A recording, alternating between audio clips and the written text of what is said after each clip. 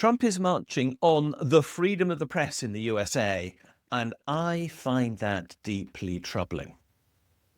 What we now know is that after all his years of calling the press all sorts of names, he is beginning to take action to limit its freedoms. One of the ways in which the press has functioned in the USA is to hold the president to account. This role of the press is absolutely fundamental to the working of a democracy. Without a press that can have access to the people in power and ask them whatever questions they want, and then freely report the answers with discussion of those answers being permitted, there is no such thing as a functioning democracy. But what we now know is that without any consultation or any prior announcement, Donald Trump's press secretary has told the press pack who attend the White House that they will no longer be invited if they do not say what Donald Trump approves of. Trump is trampling all over the freedom of the press and, as a consequence, over the right to freedom of speech in the USA. Now, there is nothing that should surprise us about this. Trump is, after all, a fascist, and what he's doing is straight out of the fascist playbook. The fascists do not like freedom of the press. It is, in fact, the very last thing that they want, controlling the media through propaganda, and that's exactly what fascists rely upon, is central to their work of trying to subvert freedom to ensure that they get their way. This attack by Trump on the White House press corps is probably just the first stage in this attack on that freedom. I have little doubt that there will be more moves to follow if this move goes ahead, as seems likely to be the case. There will be attacks on the media organizations that the White House press corps have worked for.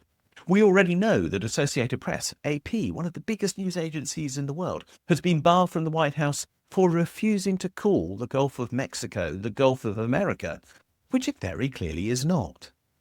We should now expect that Reuters and maybe Bloomberg and other major news organizations will be barred from the White House as well, including the mainstream media channels in the USA, CNN, MSNBC, and so on.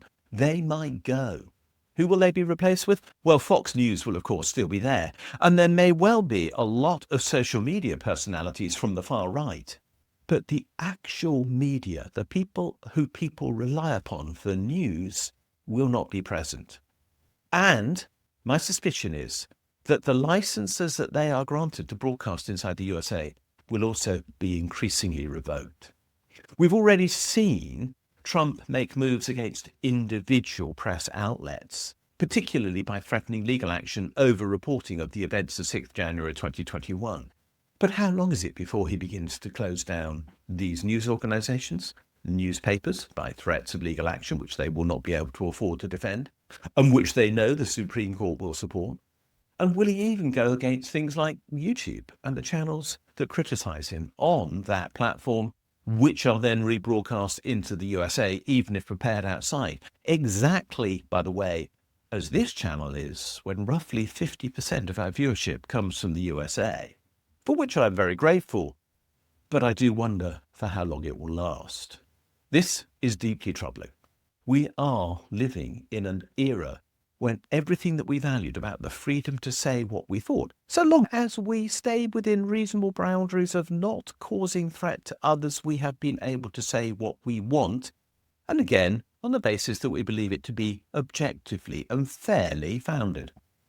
That's not the criteria that Trump is using. Trump is using the sole criteria of support me or I oppose you. If that is where the media is going in the USA, and I believe it must be because of the move that he has now made, then press freedom will have gone. One of the fundamental tenets of the US Constitution will have gone. The people of the USA will have to decide what to do about this. How will they manage without that freedom? Can they manage without that freedom? Will they manage without that freedom? And what happens? They need to react to this. I know what I will continue to do. I will continue to criticize Trump and to call him out for what he is, even if there is risk in doing so, because I believe that is the right thing to do. But will the US media do the same? I hope so. And I hope the US people will support them in whatever steps they take to achieve that goal. Because in an era when the media has been everywhere, all around us, in a sense, overwhelming in its output, we suddenly face the possibility that there will be no media that we can rely upon at all. And that is deeply threatening.